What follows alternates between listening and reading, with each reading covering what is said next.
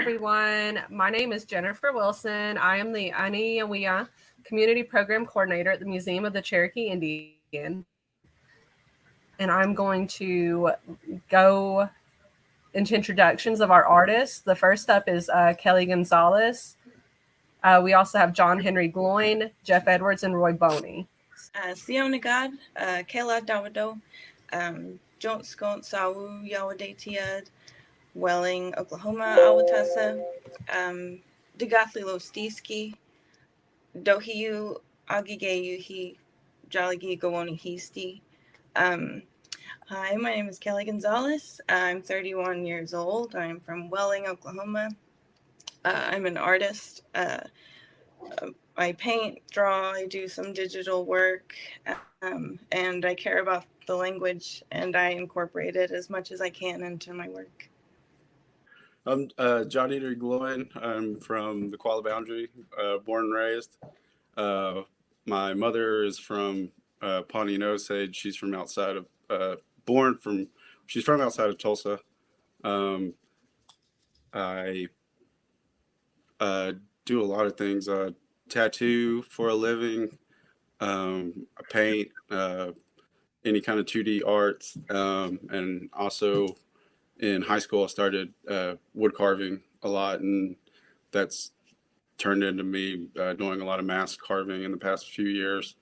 And I think that's about it. But I've been doing a lot with the language in the past few years, especially with my artwork and stuff. A lot of it's been inspired by, I have children, and that's really what kind of got the ball rolling for me as far as the language and using the language more, was having kids. So anyways, I think that's about it. Sio and the God, Kani Kolaha Dagwadoa, Gali Aliga Gidoa, Kohig, Locust Grove, Oklahoma, Aguatasa, Tahlequah, Oklahoma, Janela, Nugwajik. Hello, everyone. My name is Roy Boney Jr. I'm glad to be here today. I grew up in Locust Grove, Oklahoma, and I live in Tahlequah, Oklahoma now. I'm a Cherokee artist. I work for the Cherokee Nation in the language department. I do a lot of painting, drawing, and digital media and animation. Hello, everyone. My name is Jeff Edwards. I am 47 years old from Vian, Oklahoma. I've worked with the Cherokee Nation for 21 years now, always in Cherokee language at some point or another. I've had a privilege to work with all of our fluent Cherokee translators and speakers. And then I attended the Roy Boney Graphic Design School of Hard Knocks and graduated. I'm the only living member. And so Roy got me into doing graphics. Before I started working with Roy, I had no desire to do artwork. And Roy just kind of kept pushing me to do things. And so I slowly began to do it. And I'm really glad that he did that and pushed me into doing artwork, because I love doing Cherokee-themed and using the Cherokee Syllabary. And, I do all graphics. And so it's really cool to use the Cherokee Syllabary. It's a great conversation starter. And so I'm just thankful to be here today. So thank you. So I'm going to go into a little bit too about some of the projects you guys have worked on. But one of the topics, I guess, that we could start with our conversation here today is the role of culture and language in the art. I know you guys kind of went into that in the introduction. If you could say a little more about that, where it plays. I know one of the things that really inspires me about all of your artworks are the different elements that you all incorporate. And I know if any of their names look familiar to anyone in our audience, we have featured all of them in our exhibits at the museum within the past few years. So I'm sure you've seen some of their pieces there. We can start with Keli. I guess we can stay in that same order if you're okay with that. Okay. And just talk about the language and how it is in my artwork, or how I started using it. Yeah, and sort of what motivates you to continue using it. Okay. I had a thought and I lost it immediately. Well, honestly, like, I've always done kind of graphic style artwork, and like in college, I started to struggle with my identity because I was kind of just brown and in an art class, and I was like, people would ask me about being Cherokee, and I never really thought about it because I never thought about looking different from someone else. So I was like, okay, let's figure this Cherokee thing out. And Roy and Jeff and Joseph Erb and Daniel Horsechief, those people, you guys' artwork inspired me to, like, I saw that and was like, that's, Native art can be something that's totally different. You know, it doesn't have to look like something that's really sad or dramatic even. But I started to learn and care more about the language whenever I realized how many speakers we were losing. And then realizing that my grandparents are in that age group, and both sets of my grandparents speak Cherokee, but I don't speak Cherokee. So it made me really think about that importance, and if I can use it in my artwork, it might spark some curiosity for other Cherokee people to learn. And just because the syllabary is very interesting in itself, just how it looks. So it's kind of like Jeff said, like it's a conversation starter, you know. It gets people thinking and curious about it. And I think my artwork is bright enough that it catches kids' eyes. Younger people really like my artwork, and that's exciting for me. I've had like 10-year-old, like high school age people come up to me and say they like my artwork, and that means a lot to me because that's who I'm trying to get interested in, culture and language. And so I think I'm doing all right. But I think that's about it. John Henry, same question. I think my using a lot of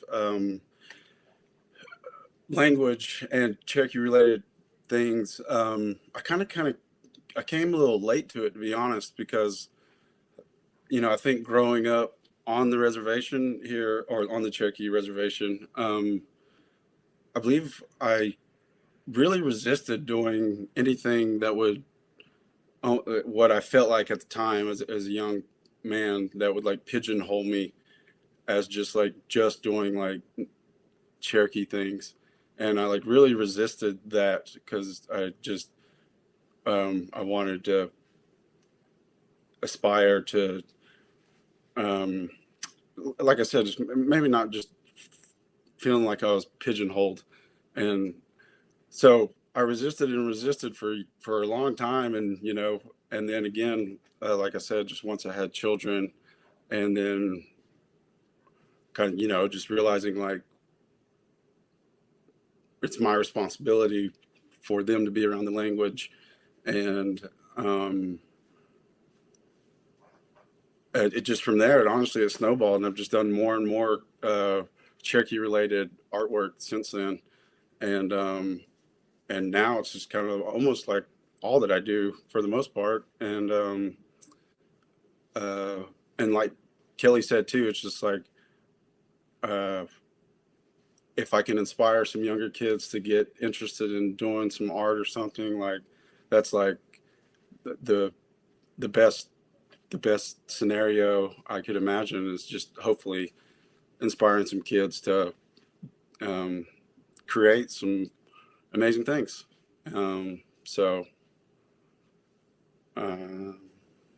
Yeah. Well, I grew up in a small community in Oklahoma in a family of Cherokee speakers and a small Cherokee community. And growing up, I didn't think much about that in terms of what that really meant and how, you know, rare that was for a lot of people, because, you know, our language has been endangered for a long time. And so, you know, I was always drawing as a kid, I'd always try to draw cartoons. I'd sit in front of the TV and try to draw what I was seeing. And my grandmother, especially, she gave me a lot of storybooks and told me a lot of Cherokee stories. And so I grew up with all that. And then as I got older, some people started noticing that I had some capability and with artwork and things. So I had a lot of people telling me I need to do Indian artwork. They'd say, you need to do this stuff because you can make money with it. And they put a picture in front of me of like something they found in a tourist gift shop that has, in like a old, or a young maiden at the riverside, wearing buckskin with the eagle and the moon and, all this stuff. And that did not speak to me as a Cherokee person or my experience with the Cherokee family. So it seems so foreign to me, but people did make money with that. And that was not my interest. So my interest was in the world of comics and animation and, sci-fi, illustration and all that kind of stuff. So I ended up going to college studying graphic design with a focus on illustration. And so when I got into the design side of things, that's when I really got into the syllabary itself, because you get taught typography and letter forms when you're studying that route. So I started, Cherokee language fonts and that kind of thing. And so that started tying into what I do now. I work for the Cherokee Nation language department. I started off in the language technology program where we do a lot with fonts and, designing Cherokee writing characters and things like that. And we make stuff for the immersion center, like storybooks and stuff. So all that tied together because, I ended up working for the tribe mainly because of my father. He was a fluent Cherokee speaker.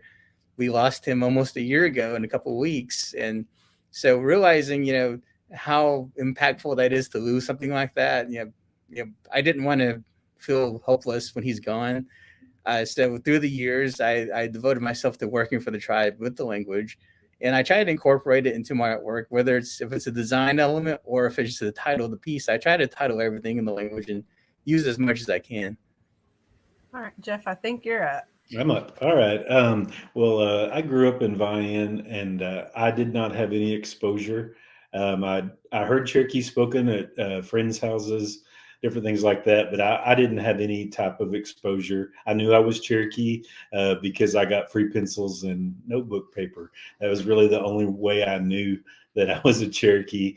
And it took me going off to college at Haskell to realize just what not only Cherokees, but all native tribes had suffered through the years.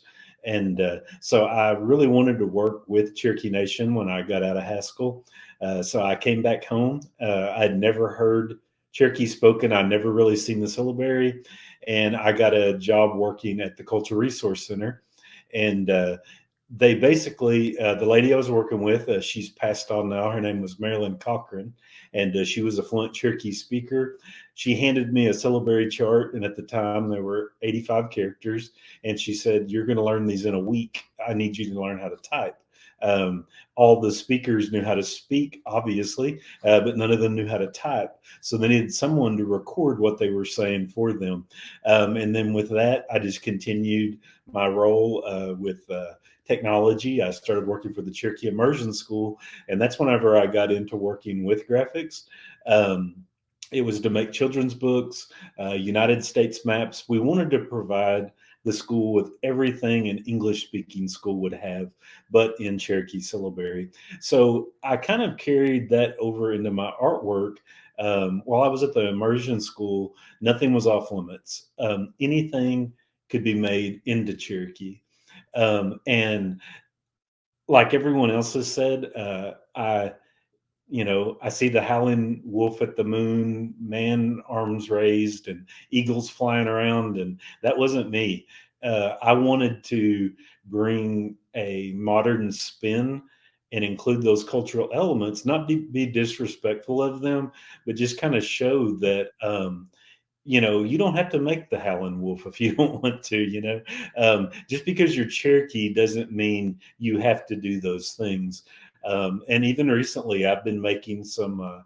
Me and Roy went to Australia in 2012 and met several Aborigines, and that's always stuck with me. And so here, just recently, I've mixed Aboriginal art with Cherokee art, and I really like being a graphic designer because there's no one there to tell you you can't do that.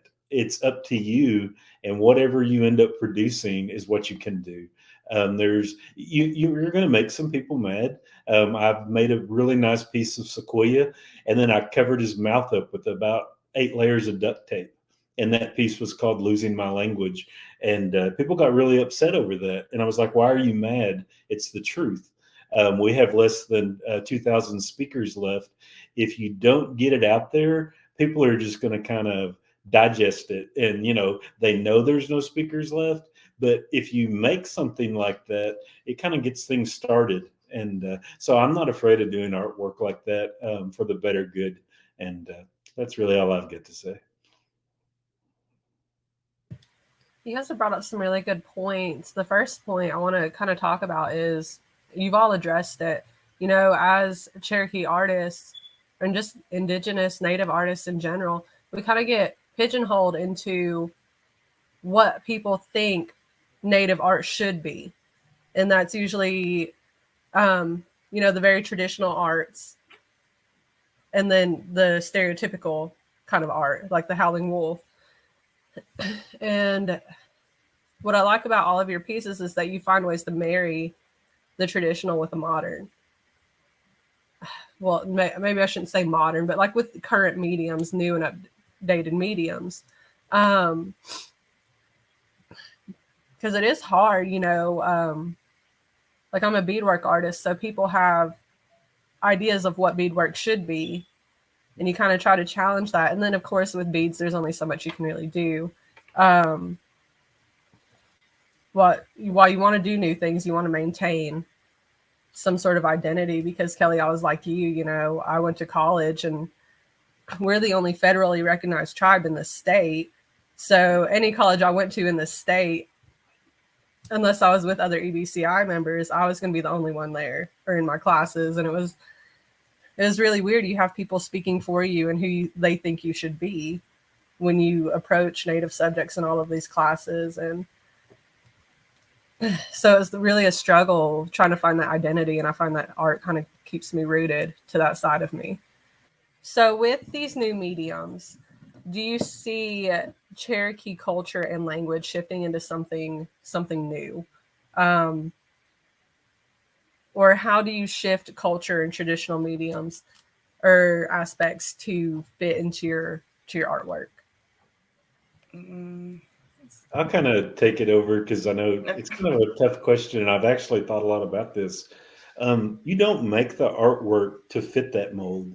You simply figure out a way to incorporate culture, language into the artwork. Like I never set out and say, I'm going to make this hand and it's going to be entirely out of Cherokee Syllabary. That might be the very last thing I do, or it might be the very first thing I do. And then I might be debating like Cherokee borders for the background as opposed, or do I want to have like a 10% opacity of the Cherokee Syllabary in the background? So I never actually set out going, how am I going to represent Cherokee culture or language in this? Somehow it just always kind of comes around and I end up probably accidentally achieving that, but I never set out to do that, even though it's one of my main goals. That always just seems to happen while the work is being created, I guess I would say.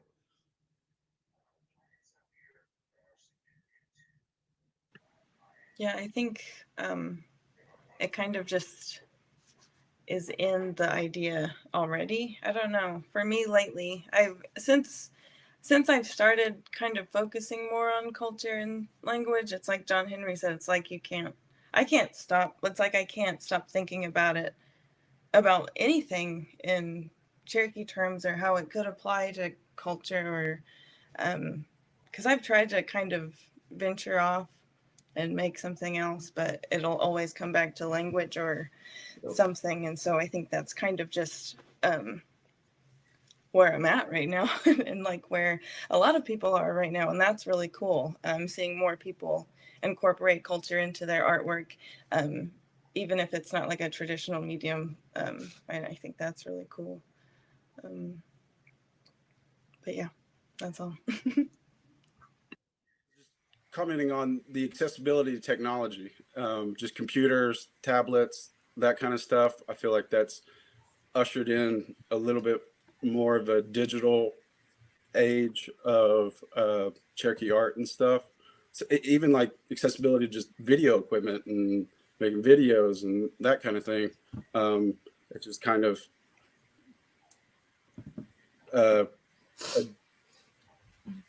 it's just the coalescing of the language being in a place where, you know, we have to pay attention to it and save it, and then the digital age. So it's like, you know, even just sharing things on, you know, Instagram and stuff, you know, it's just way more accessible as well. Anyways, I was merely just commenting on technology and, you know, using it to our advantage, basically. It's really funny. He said that kind of reminded me when he said digital. When I first started doing digital artwork in 2012, I was like the only guy in that group, you know, and so everyone was like, "Well, you made that on a computer. That's easy." And I'm like, "Are you kidding me?" You know, but like, so I was like, "Okay," you know, and so I made a piece with, you know, that Cherokee on the Brain piece, and I never in a million years I didn't understand the rules. I didn't understand the awards. I didn't understand any of it because I have no artistic background whatsoever. And that very first piece I made, I won first place, judge's choice twice, best in division, and best in show. And so after the show, I'll never forget talking to Roy about it. And I was like, he was like, "You won everything that you could ever win in that one show. So you got all that out of the way." And I felt like once that happened, everyone kind of quit questioning digital artwork, and all of a sudden it was just accepted. But before that, it was just kind of like, "Who is this guy?" And that's a photograph. And I'm like, "No, you know, you make that with your hand." My screen starts out completely white, just like a painter's canvas. And when I'm finished, it might take me 40 hours, 60, 100, you know, but it takes a very long time to do that type of work. And so it was really a funny story to win all those awards that first year, because then it's like I got all that behind me. Now I can just go do whatever I want to do. It wasn't intentional. Yeah, and the idea of technology too is, if you look at the big picture, you know, Cherokees have always been using technology. You know, you looking back to, if someone, you know, was out back in the day, they're gathering, you know, materials to make a basket. You know, they might have been using a flint knife they made or something, but now people might use an actual, you know, manufactured knife, and it's because our people are going to use the best tools that are available to them. I've heard people kind of gripe sometimes. They'll say, "Well, they didn't do that all the way traditionally." They might not have, you know, gathering materials or whatever, but as people, we've always adapted to the latest, greatest thing because it makes our lives easier. So I would think, you know, that's how I kind of approach it now. Even with the Cherokee Syllabary, you know, Sequoia made it. There was a cursive version first. They adapted it to the printing press, which was the technology of the time. So we're still doing that. And even in terms of, you know, Cherokee art forms themselves, I like to think of, when you see Cherokee beadwork, you know, it's little bitty colored, you know, pieces that are putting this together. And you can compare that to how pixels are made, you know, how you see images on the screen. It's the same concept. So, and as a worldview, we were thinking that way back, and we still see things that way. So when I see that, when I talk about my art, I do use a lot of different ways to approach it. I might just have a pencil and paper and just do something, you know, that way. I sometimes will use my iPad and sketch out an idea there first and then move to a canvas or just whatever. So I incorporate a lot of different versions of approaches of what I'm doing. And like Jeff, you know, I also do vector graphics. So I'll do, you know, the point by point system using mathematics, you know, to make the images. So there's a lot of ways you can approach this. And then when you wrap your identity and experience into it, I think it brings this whole thing back to a complete circle where you're expressing who you are as a Cherokee person, no matter how you're doing it. I just want to say too, Roy, that you just blew my mind with the pixels and beadwork thing just now. So I think that was really cool. Sorry. So, for coming off of what Jeff and Roy were talking about, Jeff was part of a team that trying to figure out how to word it. Created a way to where you can type in Syllabary, the Syllabary keyboard. To me, I think that's art. That's creating something and bringing the language into this digital era. Could you tell us a little more about that process? Yeah, me and Roy and Joseph Erb was working with us at the time. We basically wanted our immersion kids to have the ability to text, and that was really all we wanted. Because the children always have a phone in their hand, so we wanted them to be able to communicate. So we worked with Apple. I think it was like a year and a half. It didn't happen overnight, and we got to be really good friends with this guy at Apple, and he is a typographer, and so he creates keyboards and fonts, and he sort of just snuck that in there. I can't remember the date. Roy might remember exactly. It was September something year, but when he did that, everybody started contacting us, and they wanted the app for typing in Cherokee. And we kept trying to explain to people, it's not an app, it's a part of the operating system. So the day that came out, at the time, of course, that number has went up, but over 40 million people had the ability to go in, turn on the Cherokee keyboard, and type Cherokee Syllabary. And one of the really cool things about it was our children, they did obviously instantly take to it, but our elders did as well. And we never in a million years saw that happening. And all of a sudden, our translation department, they all wanted iPhones. And they wanted to text each other. And so we never even factored those folks in. And then when our immersion school started texting our elders, geez, man, that was like icing on the cake, because we did very, very little work to make this happen, but yet it changed Cherokee language and the Cherokee Syllabary forever, because we were the first Native American tribes represented on any cell phone or device. Of course, with Apple, everything carries over to the iPad, then the iPod. And then after that was completed, all the other technology companies like Microsoft, Google, Facebook, they all contacted us, and they wanted to do bigger projects. So we have Windows 8 and Windows 10 entirely in the Cherokee Syllabary, the Google homepage, Gmail is completely translated.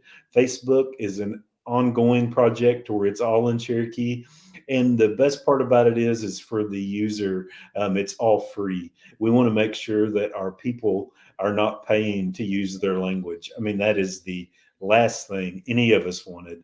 And so we worked on, they wanted us to work on Microsoft Office.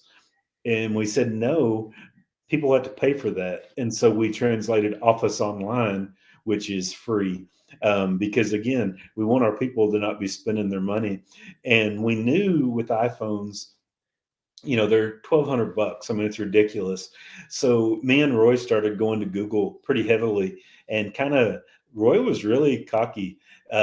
He was putting up screenshots of, they call it tofu, which means your font is not recognized on their device. And he always showed that to Google. And I know it got under their skin, but it worked. We wanted Cherokee on the Android because you can go to any Walmart in the United States, get a free Android phone with any plan. Whereas an iPhone, you're going to be paying big bucks. And again, that goes back to our people. We wanted our people to be able to access that device and not, that might be 3 months worth of income, 4 months worth, a year's worth of income for some of our people. And so we didn't want anyone to miss out on what we had done. And so Roy taunted Google for like 3 years. And by God, they did it though. And they came out with a keyboard and a font as well. And Roy can add to that. I took off there and got excited. So Roy, you got anything to add that I missed? I know I missed a lot.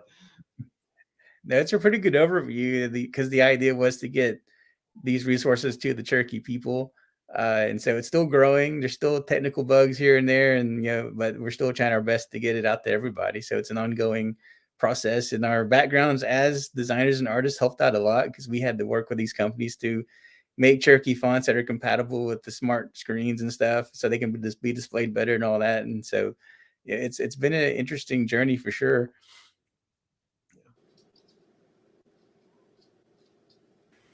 Roy, you recently worked with Marvel to design a comic book cover, which it is awesome looking. I'll probably go find that and show it to everyone. Could you talk more about, maybe how they approached you and how that process was to be recognized by such a big company? Yeah, like everything, it's all like local in a sense. I need to backtrack a bit. Marvel puts out a series of comics called Voices, where they highlight a certain underrepresented community. So Native Americans is one of them. And last year they put out the first issue of Marvel Voices, where they featured their Native characters, and they let some Native artists and writers work on these characters. So they did another one. And that's the one that I got to work on. I did one of the variant covers, so they hired me to do that. But the contact was made because there's a Cherokee Nation citizen that works for the business side of the tribe named Amy McCarter, and her cousin is one of the talent scouts at Marvel. And so he was asking her, do you know of any artists Cherokee artists you might want to have on this project? And she just casually mentioned my name to them, and then they started searching me on Instagram and stuff. And I have several friends too that have done work for Marvel. So, and the day just happened, they were sending me messages saying so and so at Marvel wants to talk to you, and then I got messages from them through Instagram and my email. So they were trying to contact me pretty quickly at that point. So it was an interesting convergence of different people and different contacts coming together to help make that happen. Awesome! I always love to see fellow Indigenous artists getting recognition. Since we're on the subject of projects, Keli and John Henry Keli was an executive producer, and John Henry were both involved in a Sundance film that's out called What They've Been Taught. If you guys could talk more about your involvement in that, and then what it is, what that process was, and I'm excited for it to be viewable for the public. I think Keli's a lot more qualified to talk about it than I am, so I'll let her field that. Britt Hensel was the director of that film. There was a project funded by Nia Taro and the Upstander Project. They were funding short films that were themed with reciprocity and what that would look like for different tribes and from those perspectives. So Britt reached out to me to help out with, because it was a storyteller and a community partner that joined together. And so she was the storyteller and I was the community partner. And so we decided to show, we talked a lot about what reciprocity meant for Cherokee people, and we tried to find a word for it and realized that it's kind of more of an action than anything.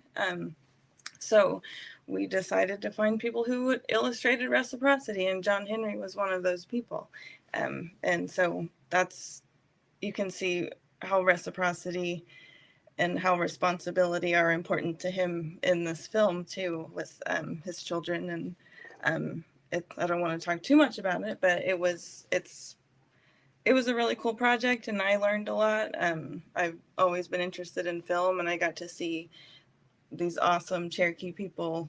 We had a whole Cherokee crew, Britt Hensel, Lauren Waters, Taylor Hensel, Nick and Blake, and my partner JP, and our kids. And it was just a really cool collaboration also with Oklahoma Cherokees and Eastern Band, and yeah, that was an important thing for us to show also was Cherokees, and that we're Cherokee in both places. And yeah. Oh, John Henry wants to say anything about the involvement or anything, but I was a little I was just honored they asked me to be involved, and just got to wood carve, make some masks for the film, and my boys were involved, which was amazing, of course. And definitely, but Keli already commented, one thing I really enjoyed about the project was the fact it was Western Band and Eastern Band doing something together, which unfortunately, as far as I know, it doesn't happen a lot. And something should happen a lot more, in my opinion. It just, for whatever reason, doesn't. I don't think we have enough time to get into it here, but yeah. But that was, to me, I'm just honored Keli and Britt had me involved. And also goes into what I mentioned earlier, and something we all talked about earlier too, was just, I mean, it's an extremely beautiful looking piece of film, and that's because that technology is accessible to Cherokees now to make that. And it's just goes along with a lot of things we've already brought up, that it's just beautiful that we can make things on such a high level, and it be Cherokee. and it be recognized. I thought that was really cool that it has gotten into Sundance, and a lot of people like it. We've got a lot of good feedback on it, and something that's really exciting too, we got to have a screening here in Tulsa, and our kids got to see themselves on this screen, you know, this big screen, and that was really really cool to see. So I'm noticing that we have some questions in the chat and in our Q&A section. I'm going to start bringing those up to screen. But I do want to say, like, I feel like not just Cherokee, but Indigenous filmmakers and artists are really, they really are having a moment right now. You know, you've got Reservation Dogs, and Sterling Harjo is really breaking into that scene. And, you know, I also agree with John Henry's point that there should be more collaboration between EBCI and Cherokee Nation and UKB. And that's kind of what I'm hoping to do with the with this lecture series, is to really just show that we're all Cherokee, and there's so much that we can gain from all three bands working together. But so there's a question here about the film. You said you had a screening in Tulsa. My wheels are turning about finding a way to have one here in Cherokee, North Carolina, but is there a way for it to be available online, or do you know that?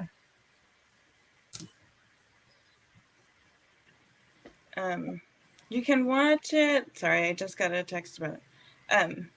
People can watch the film on Sundance online until the 31st. I don't know if you buy tickets or how that works, but yeah. Is there another question with that? No, it was just that. Oh, what's the name of the film? It's What They've Been Taught.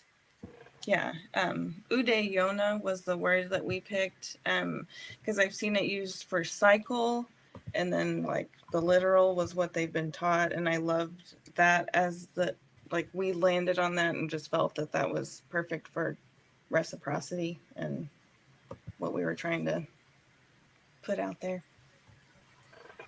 Okay, so I'm going to start pulling questions onto the stage, and we can keep the same order of Keli, John Henry, Roy, and then Jeff in terms of answering.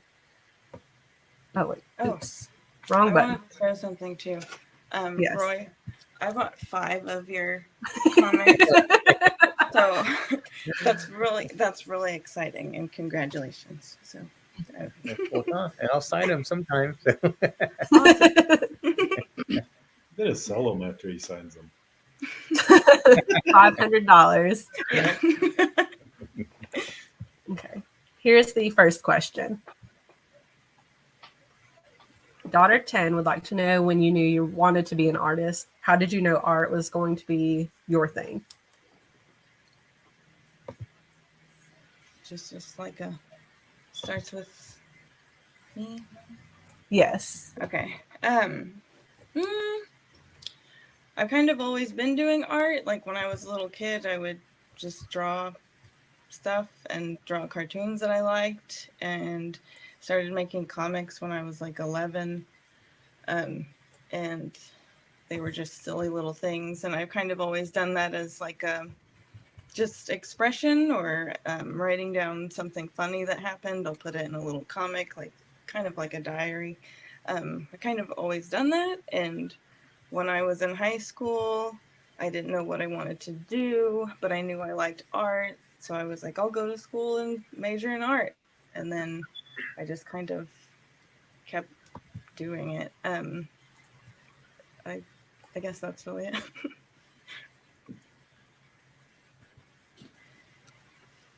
I think I knew from an early age too. I was fortunate to have a very encouraging mother that always encouraged me to make things, and always had art supplies.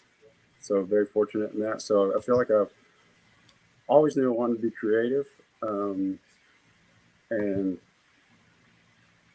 I don't know how I got so lucky and made a living out of it. That's a hard question to answer. But I think part of it has to do with I just completely dove into being an artist, and it was like either there wasn't a plan B. It was the only plan. It was it. That was all I thought about. And so, if you put that kind of devotion into something, then it's probably going to work out for you. And also, being an artist too was just like a way for no one telling me what to do, and that was a good motivational thing. Is I could just be my own boss, and that's important to me because, yeah, that's it. All right. Well, for me, like Kelly too, I've always been doing art as long as I can remember. I've always been doodling and sketching, and it's just always been a part of who I am. I never considered it as a career because I grew up in a family of construction workers. That's how everybody made the living, on road work. And I thought I was going to do that too. And so when I got old enough, I was probably like 16 or so, I think. My dad got me a job working with him doing that in the summertime. And I didn't like the work. It was very hard work. And not to denigrate it, because it's very fine work and people make a living at it. But he did that years later. He told me he did that to show me how hard work can be. He said, and try to pursue something else if you can. So that was kind of what inspired me to pursue art. And I had a high school teacher, art teacher, that really encouraged me because, again, I had no idea of what I was going to do. I had no intention of going to college or getting trained or anything. And he helped me through that process of applying for college and all that. And so I ended up getting 2 degrees in art. I got a master's in the undergrad in design and illustration. And without him, I wouldn't even thought about doing that. So that I had a lot of encouragement, just like John Henry was saying, from family too. A lot of people will tell you, art's not going to make you any money, and they would try to discourage you from pursuing that path. But no one in my family ever did that. They just always knew it was my passion, and they supported me. So I'm very grateful that they did that. So I've always known I want to be an artist, but it wasn't until I got into high school really when I decided that's what I was going to do as a profession. For me, I was 37, and again, I'll kind of reiterate, it's Roy's fault, because growing up, artists were sissies, and they weren't manly. During the time I grew up, I know the other John Henry and Kelly's younger, but you were kind of an outcast, and so I had no desire. Anything we made in school, I threw it away before we got on the bus, so my mom wouldn't put it on the refrigerator. Things like that. It wasn't something I wanted to do. I didn't seek out training to try to learn how to do these things. But my job required it. And it was me and one other lady working there. And she didn't have any type of really computer skills. And so I knew if that school was going to have something, it was going to fall on me to make it. And so that was kind of where I got started. I'll never forget the first thing we did was we took a really high resolution picture of the solar system. And all I did was I went in and I put the planet names on there. And I mean, you would have, thought I found the fountain of youth. I mean, it was like that big. And it literally took like 5 minutes to do it. And then, so that kind of gave me some artistic ability that I didn't realize I had. And even right after I met Roy and worked with him, I used to always tease him, that I'd break his hands, but he just learned how to draw with his feet. So I always kind of gave him a hard time about art. He would always ask me to go to the art shows with him. And I was like, no, man, I'm just going to stay here. I was at his house and I'm just going to play games and I'll be here when you get back, So I literally had no desire to do art. And like I said, Roy kind of stayed after me for a couple of years. And so I thought, I'll try it one time. And then if it doesn't work out, I'm not really going to be heartbroken. And then that piece went on and everyone made such a big deal out of it that I thought, well, now I have to make something else because we need stuff like this, So really, I never had a desire to do art up until recent 10 years, I'd say. Awesome. So I've got quite a few questions. I actually missed a couple. I'm going to start pulling more up. What advice do you have based off of your own experiences for new Cherokee artists and designers who are learning how to fold in their culture into their work? We can start with Keli again. And this is kind of something I was going to ask about too, was where do you find, never mind. So yes, this question, start with Keli to John Henry to Roy and then Jeff. Okay. I would just say try to make it as organic as possible. That's the best way to do it. That's the only way I know. Just make sure it means something to you if you put it in something, and make sure you maybe know what it means, because it doesn't mean, it wouldn't mean anything to anyone else if it didn't mean anything to you. So if it doesn't come from a genuine place, I think that's bad. So as long as it's genuine and it's something that you really care about, and it's not just something that you're putting on as decoration or anything like that, I think that's the best way to go.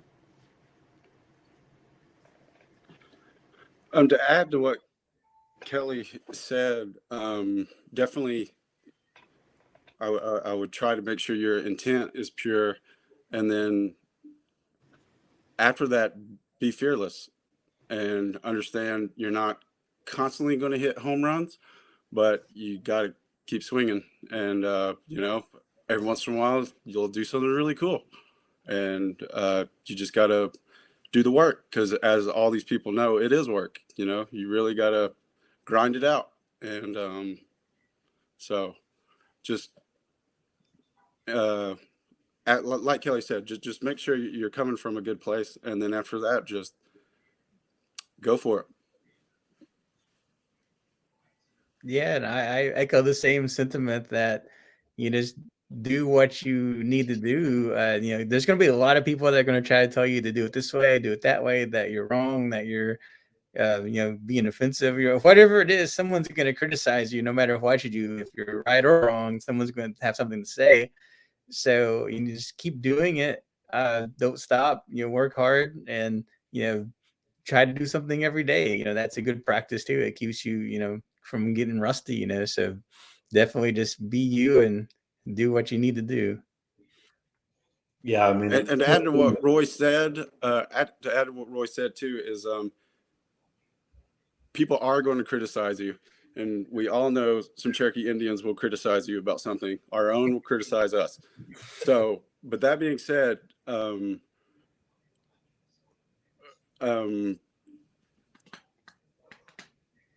just know if they're criticizing you, they're paying attention, and that is good. So don't let the criticism sway you from your vision. So that's all. Yeah, well, I like what John Henry said about being fearless.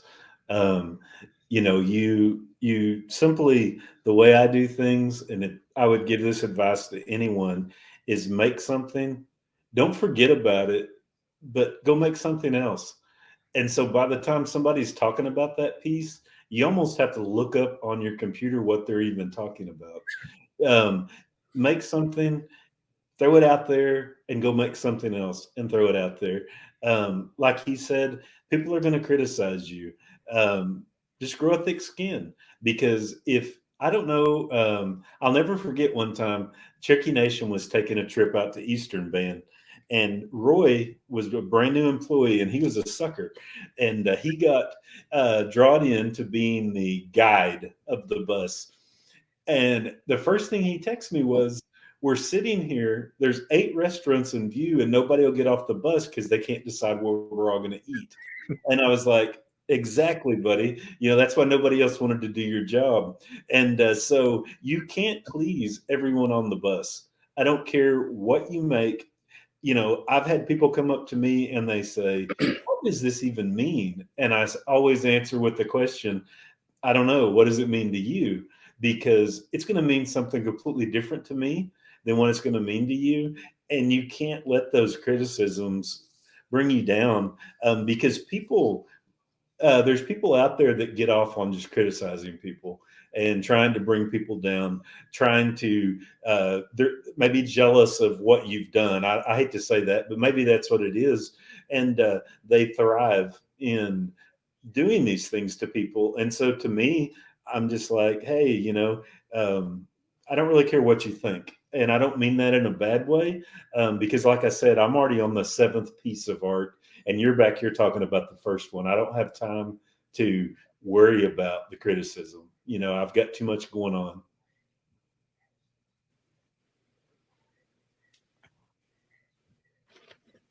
And if they do criticize you, just punch them in the face. That's the best thing. Well, I like when they criticize you, you got their attention. So it's like, yeah, you know, jokes on you.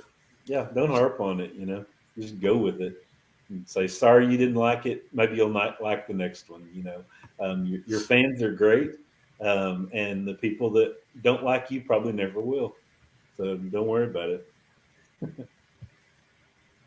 Also, if you make something that appeals to everyone, I will go out on a limb and say that's probably a pretty boring image.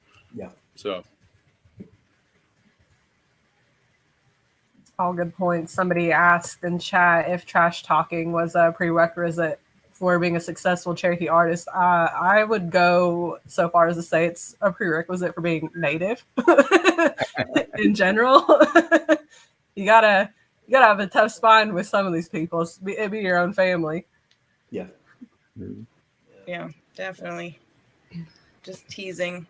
Yeah. Tease each other about all kinds of stuff. So I always expect to get teased about artwork, and I'm ready for it.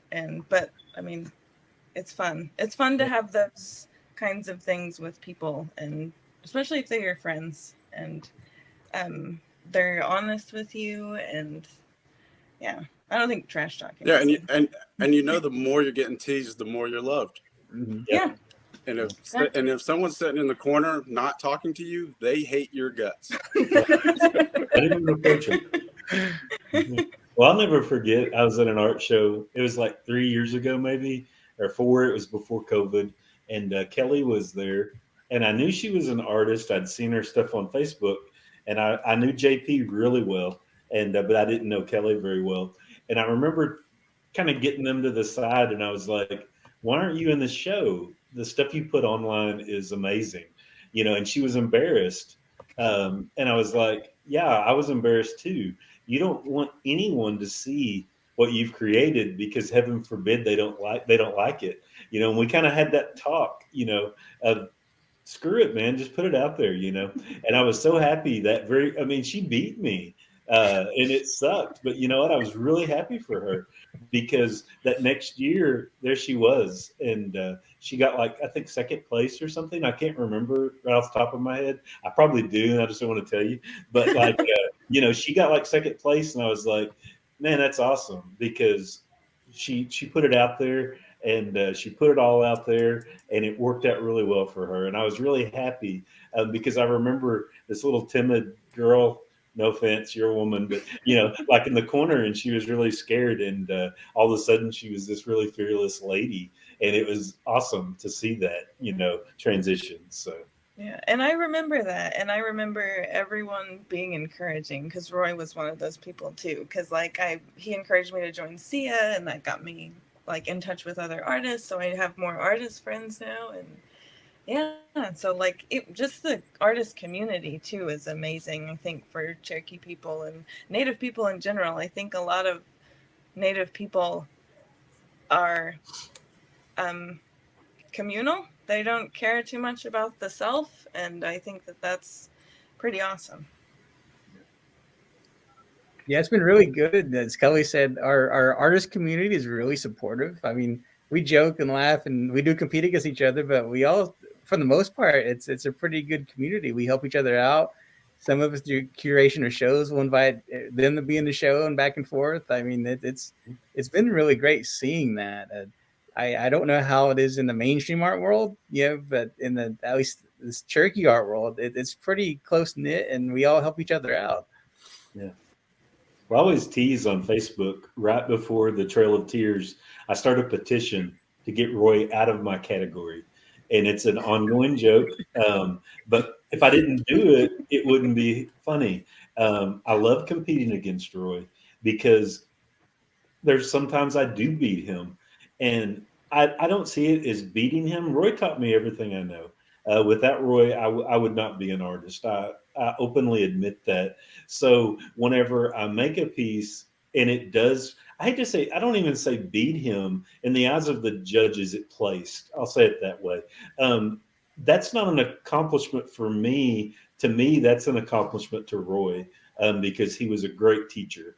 So I can never repay him in any way the skills that he has given me, and kind of because I know I'm a difficult guy, and Roy had to we worked together, so he was really patient with me, and I'm not saying Roy's not a patient guy, but he worked extra hard. Anytime I had a problem, I would send him messages because I realized Roy doesn't sleep. And I'd send him a message at 1 o'clock in the morning and he would answer it, that was always a really cool part of it as well. It's like you said, that community. All right. So I'm going to pull the next question up, and I do have a follow-up for this question. Oh no, I marked it as answered. Hang on a second.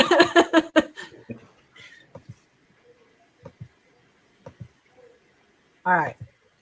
Indigenous art is having a moment in the contemporary art world. Where do y'all see the balance between exploitation and elevation? And along with this, I know currently in social media, there are quite a few people who are being called out for claiming Indigenous heritage when they don't, in fact, have it. And these people have gained quite a bit from kind of exploiting that as well. So if you could answer these questions hand in hand about what your view on that is, and like how you see it as harmful, or like how you view it. This question. It is very harmful, I think, for people to claim in a space that isn't theirs, but also talking about the exploitation and elevation thing, I think it's easy to see when people just want to use your nativeness to get something across. I think if they're not listening to you at all, they're not taking any of your notes on some sort of project or art thing, then they don't really care about you and they don't care about your artwork. And so I think if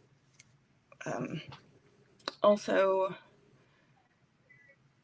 I don't know, I kind of just want to go into this, but I don't know if it answers this question, but I think that Native people also they have a responsibility to make sure if they do put out certain things that they know about them, like language, because this is about language, making sure those things are accurate, because there are a lot of people who are reconnecting and they're going to see that work and take that as truth. You know, we have a responsibility to make sure we put correct things out there and that it's whole, because we have a lot of people who are grasping at anything because they didn't have anything, you know. So I think we just need to be mindful of that. And I don't know if that answered the question at all, but I am done.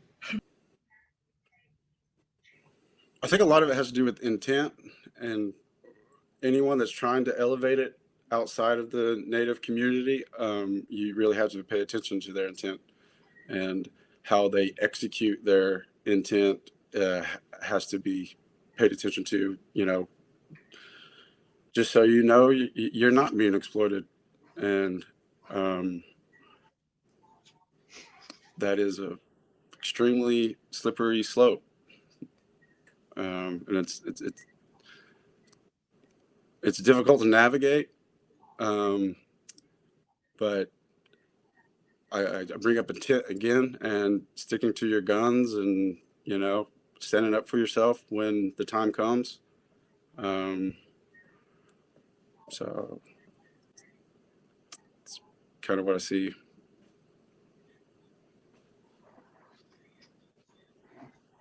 Yeah, there are people who are out there trying to make a name for themselves by claiming, you know, a false identity, and as Keli said, that is harmful. On the other hand, too, I mean, we obviously don't support those types of people, you know, among our communities, but going back to the community support of among ourselves, you know, we just support each other pretty heavily, you know. So when we see someone succeeding, I think for the most part, we do rally around them. Like Stroh Harjo is a perfect example. You know, for the most part, I think he might have some hater in the corner somewhere, you know, cursing his name, but I think for the most part, everybody us all up.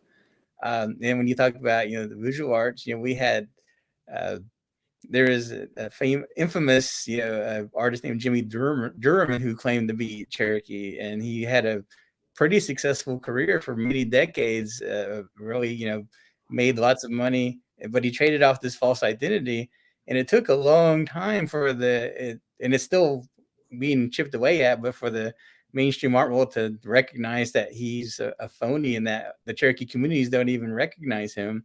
But some of these, you know, mainstream art, you know, curators and critics still rally behind this guy when they don't even talk to our own communities about who we identify as people that belong to us.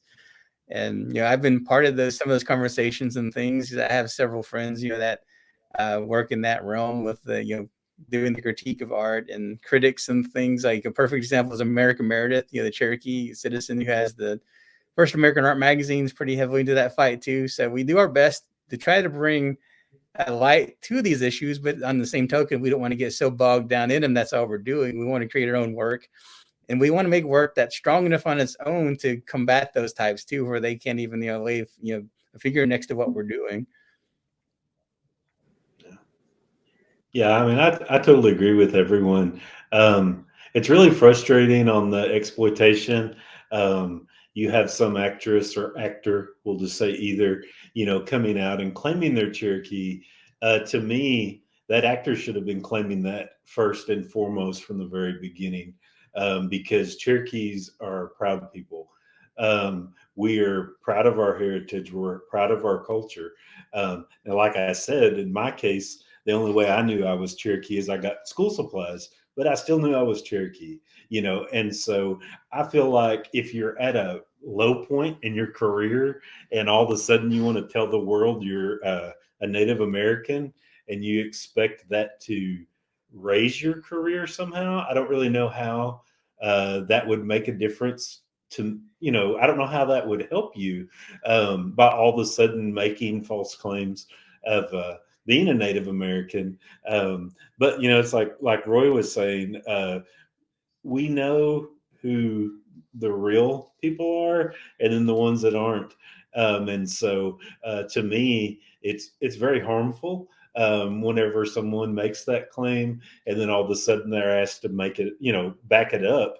And you're forced to whip out the old government dolls roll whack card. It's the only way you can prove you are an Indian. And I'm not a freaking fraction, I'm a Cherokee. And so that really aggravates me at these different events where I have to pull out this stinking card that the federal government gave me, proving that I am a Cherokee. Being Cherokee's in your heart. It's not on a piece of plastic. And that really annoys me. So from both sides, I get really aggravated with claiming you're Cherokee. And then like in Roy's instance, Keli, John, I know you guys are Cherokee. I know you are, but by God, you still got to prove it. It's like, Jesus Christ, I'm a 16th, that's not very much, but I don't like that in both instances. So yeah, I agree. I think, a lot of the fine line there between exploitation and raising you up is the intent. And unfortunately, as artists, we can't control these other people's intent. So if you want to raise artists up, then the best thing to do is to be willing to listen. If there's something that they don't like about something you're doing, but you want them to contribute their artwork, then you need to learn to listen. You need to open your mind and your heart to what they're saying. So let's see. Make sure I don't have any questions in there. I'm going to pull up the next one. And I will say about Roy, your artwork, you have to constantly be on Facebook and have lightning fingers. I've never misspelled dibs so many times in my life. Dobbs, dubs, dims. So. Well, the question about, the importance of who's collecting them. I mean, like on one hand, I do these things daily and I price them fairly cheaply, not because I devalue my work, but because I want Cherokee people to afford it. Something that, when I first started doing these art shows as in a professional manner, all this art, a lot of it is expensive, and rightfully so, because a lot of work goes into it. That you're buying the person's years of experience and skills and what they put in that piece. But often, our people don't have those kind of resources to buy their own artist's work. So when I started doing the Sketch a Day project about 10 years ago, just as a personal challenge to see if I could do it for a month. And I kept going and going and going. Now it's been 10 years later, I'm still doing it. And a few years ago, people started wanting to know if I would sell them. So I was like, yeah, I guess so. I never thought about making money off of them, but people like them. So I started doing that. And I've had, I do have, serious art collectors that buy my more expensive pieces. And some of them have told me privately they don't quite like this, that I'm cheapening my work or not. But again, it's not for the money in the end. I enjoy making art, so I'll do it whether or not anybody sees it or if people buy it or not. But I do want the Cherokee people who I'm making this stuff for myself foremost, because I'm Cherokee, but this expression of who I am and my experiences seems to connect to some people. And so I hope that they can afford it too. And it turns some of them into some art collectors. They've bought my stuff or buying stuff from Keli, and it's kind of opened their world and something they enjoy. And these are pieces that they can pass down in their family too. And so they become heirlooms. So for me, I just do it for the practice. And in terms of who buys them, I don't mind so much who gets them. I know some people buy them because they want to make an investment, but that's on them. I'm not going to try to follow what they're doing with them once that leaves my hands. I'm just glad that some people are enjoying it and that they're finding good homes.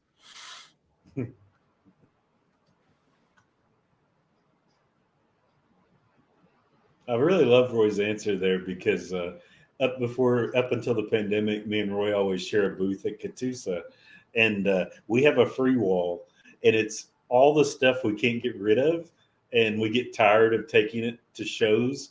And so we just put it back there on the free wall. And we have tons of little kids that come through, and they're like, how much is this print? And we're like, $0.25, and they get really excited. Well, I've got a dime. Okay, well, you owe me 15 cents. And you give that kid that piece of art, because it's not about the money. If we were doing this for the money, we'd all be really skinny and probably dead, because we would starve to death.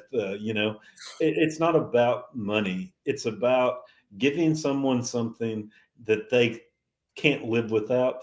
And when you give that child something, I hope in 10 years they remember that gesture, or in 2 days, and they return that gesture, because that is the Cherokee way, and it's giving.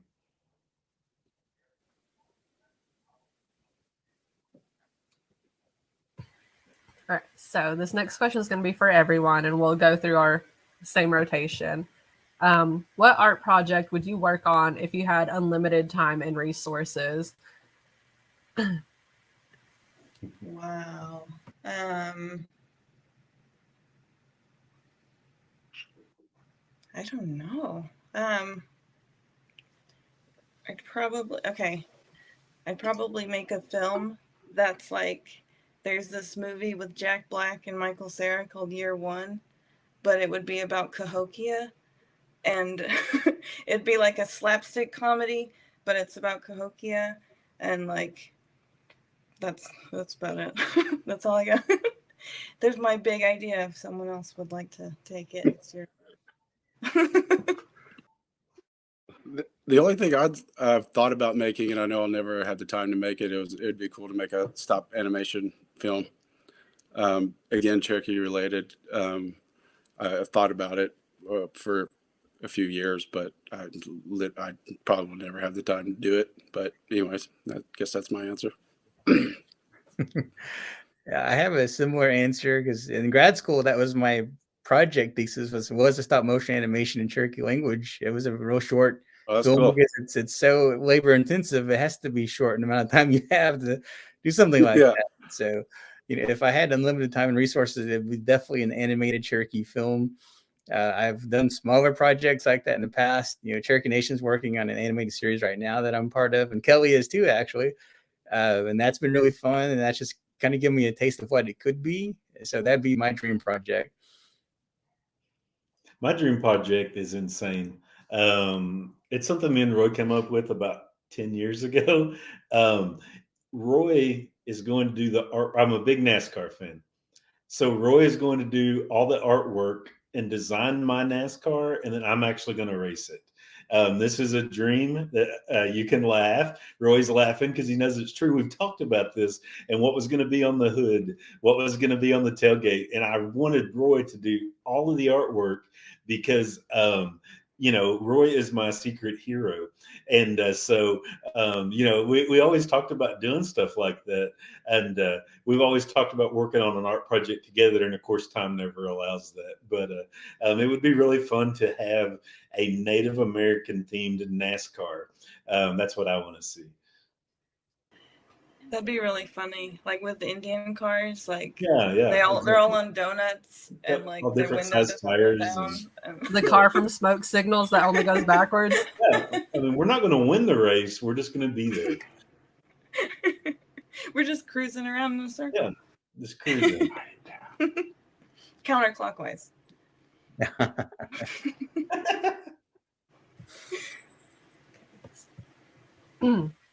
Shio, I'm familiar with Keli, Roy, and Jeff's art and hope to introduce myself to John's work. I'm no artist, but my son is autistic and first used art as nonverbal therapy.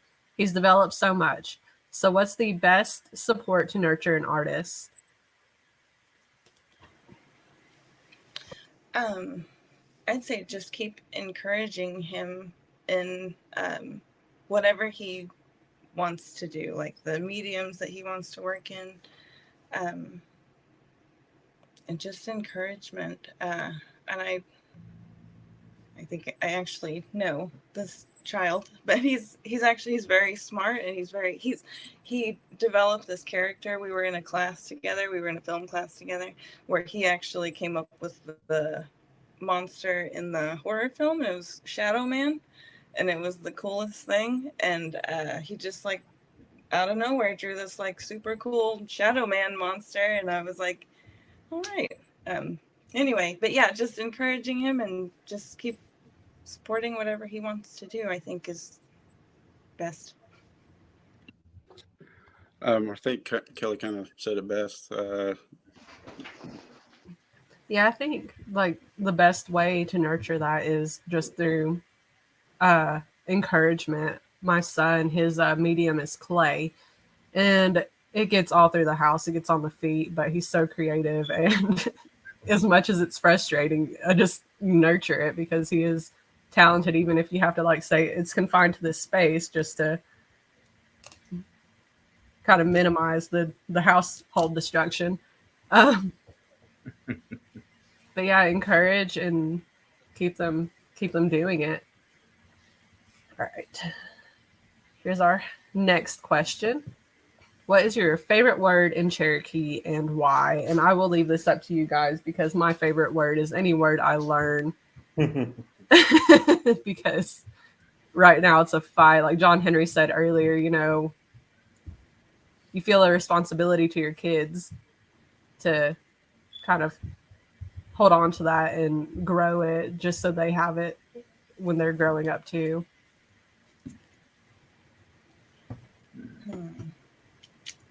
Favorite word. I think my favorite word in Cherokee is one of, it's a teaching actually. It's one of Benny Smith Jigesa, one of the teachings that he put out there. Dejidake Usesti, which is like, I don't know if I'm saying it right, but like you all love each other and basically take care of each other. But yeah, I think that's one of my favorite words, and I try to apply it and try to remember it every day and treat everyone the same as me. Everyone is the same and everyone is important and everybody has something to share and say, and yeah.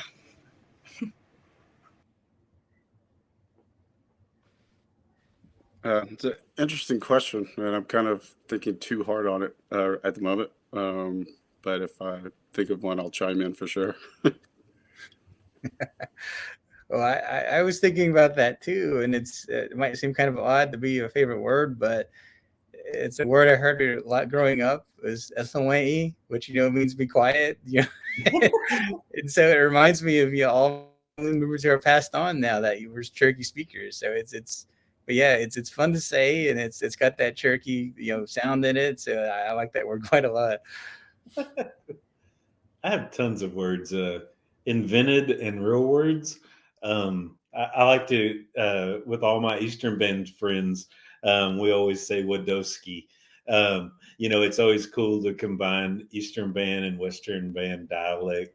I'm not going to tell you the other ones. Roy knows them. We have had deep discussions, and it's probably not appropriate for this forum. Amasikwa Ujesti. There you go. That's the water possum.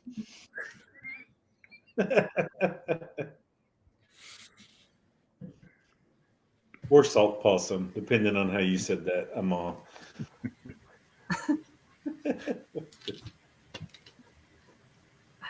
One of the things I like about the Cherokee language is how malleable, I think is the word. I hope that's a word. It is how, like, our Speakers Council will get together and they'll kind of create new words for things as they're coming up, like downloading. I think Tom Belt was part of that team, and the way he explained it was the word for downloading on a computer is the thing that comes from far away. Maybe. But I do enjoy that. This next question I'm pulling up, I'm not familiar with this, so I hope you guys are. Does the Cherokee artist community have a similar statement or have a collective statement similar to the Think Salagi academic statement? I've pulled it up on the site and I'm not necessarily finding it. I don't think that EBCI has an artist collective. We have Authentically Cherokee. We have Koala Arts and Crafts Mutual, but I'm rather uneducated on that for the EBCI. If John Henry happens to know anything, and then I'll let Keli, Roy, and Jeff answer for. Well, I'm a member of this group, the Think Cherokee, and there are a lot of artists part of this group. So I think it's kind of couched as an academic statement, but many of the artists have signed on to this. Maybe not formally with their signature, but as a group, I think everyone seems to be consensus on that because there's a listserv that they send out messages to. In addition to formal academics, there are a lot of cultural people on it too. Several translators are on it, several artists. So, but in terms of a collective statement just from artists, there's no statement I know of like that. But again, a lot of them have signed on to this. And it does include people from Cherokee Nation, United Kituwa Band, and the Eastern Band. Do any of the panelists have their art on social media or online? I'd love to follow. And I think this can kind of go hand in hand. Someone in the chat earlier had asked how to support the artists. Let me find their exact question. What are some ways that non-Cherokee people can be supportive? If we can answer those at the same time, that would be great.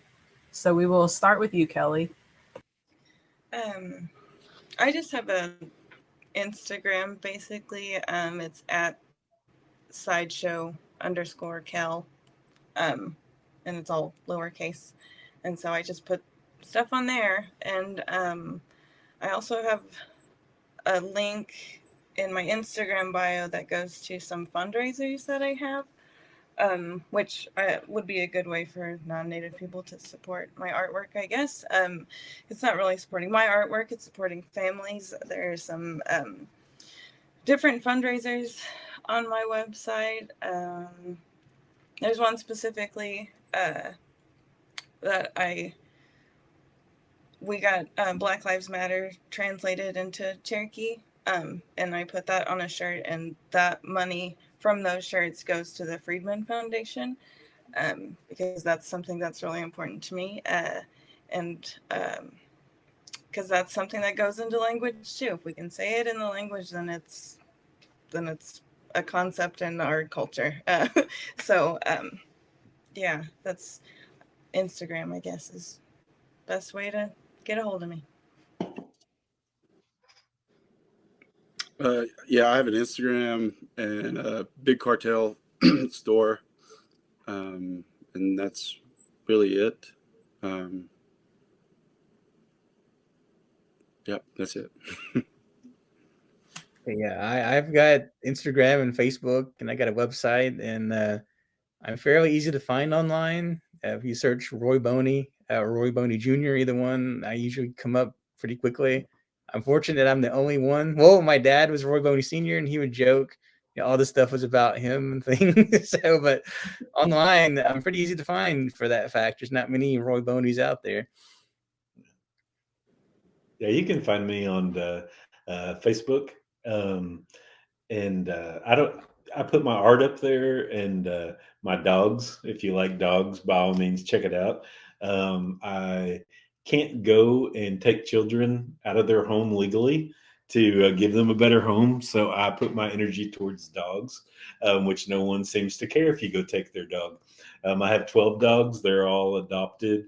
And so if you want to make some type of a contribution to that, I would prefer it be to children. But if you can't, then to support an abandoned dog.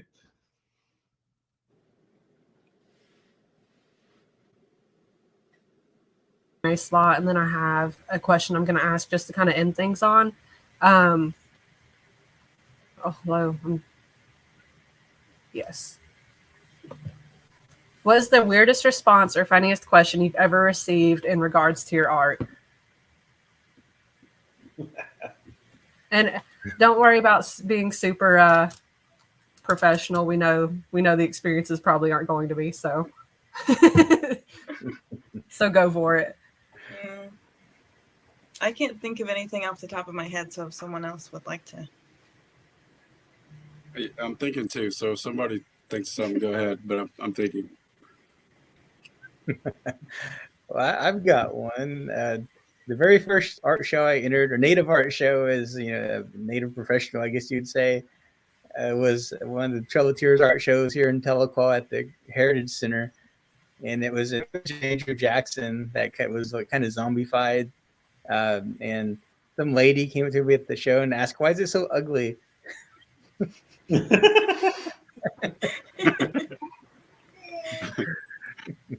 I always get tickled because, like I said, me and Roy always shared a booth at Catoosa, and his dad would always come and his mom on Saturday, and his dad would take me to the side, and I really enjoyed talking to him, and he would always say, "What is wrong with Roy's art?" Or something like that. It's scary, or something like that. Does it scare you? And I'd say, no, not really. I mean, do you think it should? And he said, well, it says a lot about you. And I said, why is that? He said, because you're willing to share a booth with him. And so I always got tickled. His dad was always giving him a hard time. And then little kids would come by our booth, and we didn't split the booth 50-50. We just threw stuff up. And so, I always gave Roy a hard time. He was running off our customers because the little kids were scared to come into our booth.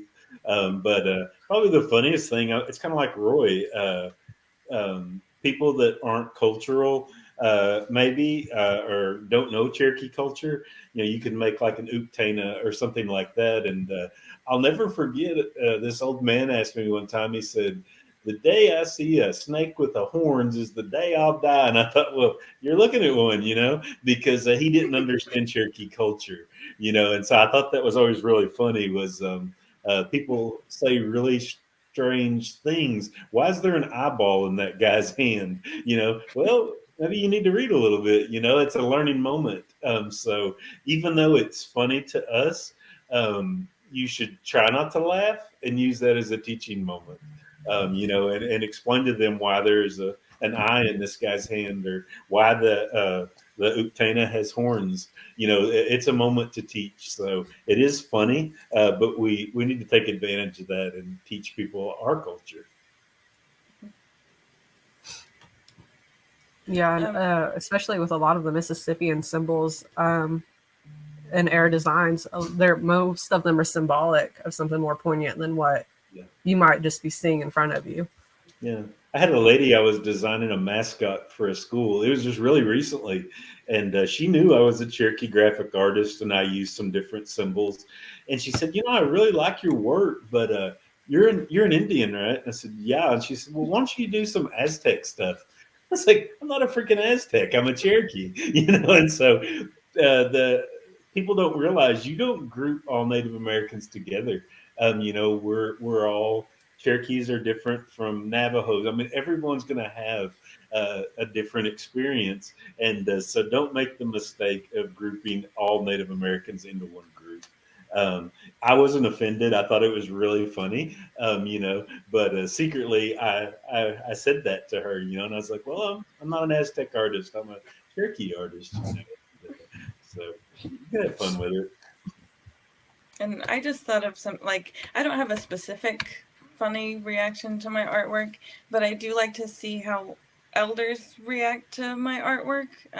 Because me and my sister talk about this, but it is so great to make them laugh. And if you can use the language, even if it's just one little word that and it's used in a funny context and you make them laugh, you're like, I got them to laugh, and it's the greatest thing. And so I like to show my comics to my grandma and grandpa and just see their little reactions. And sometimes they're like, I don't get it, but it still means a lot, so yeah. Roy once made a raven mocker and he scared all of translation. He don't tell that story, but it's really funny. They didn't go talk to him for 2 or 3 days after that. So what's funny about that is one of the translators suggested that I could do that. He told me a story about a raven mocker. He said that'd make a good image, for a painting. And so I did it, and then I had got some backlash for that too, and had a little talking to from some of the elders.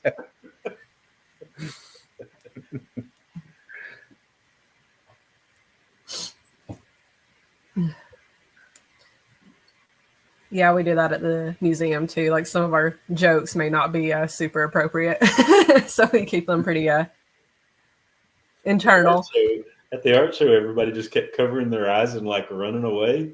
And I told Troy Jackson, I was like, you better go put your pottery against the wall. I was like, Roy's going to make somebody run into it, because they were all scared of his raven mocker, and they would cover their eyes and just take off in any direction. So it's really funny. So my last question is this, and this is kind of let me make sure this person's not asking a question.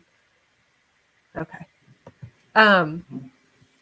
Who are some up and coming, just Indigenous artists in general? It doesn't have to be specifically Cherokee. It can be if you want, that you guys kind of want to give a shout out to. Let's see. Mine's that girl right above me. I don't really keep up. I don't want to say I don't keep up with. That's a horrible. It sounds like I'm just like a jerk. I don't really get on social media at all. I don't like it because everything has something to do with COVID. I'm tired of hearing about it. So it's been like 2 years. And so that girl above me is definitely an up and comer. Every time she makes something, I'm really proud and I really like it. And I know she's going to have a very long career. And then this guy to the right of me, Roy Boney, I love seeing his artwork. It's always amazed me. I've had the pleasure of working with Roy for like 14 years. And me and him can be talking just like we are right now. And you look over there and that guy is drawing something on a notepad. He's not even looking. And so his ability is just so insane. And don't want to not say anything about John Henry. I don't know his work because I'm not online, but everybody's awesome in here. So I'll just say it that way.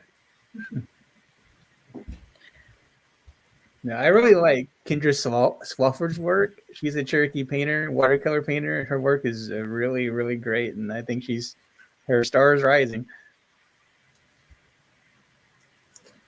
Yeah, I love her work as well. Yeah, Kendra, Blake Brown, Britt Hensel, filmmaker. Sierra Rivas is Yuchi, and she's doing really, really cool stuff. Lauren Waters is doing some jewelry that is really pretty. There's a lot of people like. There's Natalie Standing Cloud. She's doing cool stuff.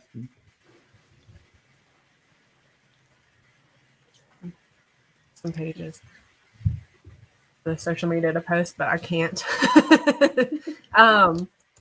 Yes, those are all wonderful artists. I'm glad I've heard of them and know what their work looks like. But yeah, so we have gone a bit over the scheduled session time. I want to thank you guys for joining me today.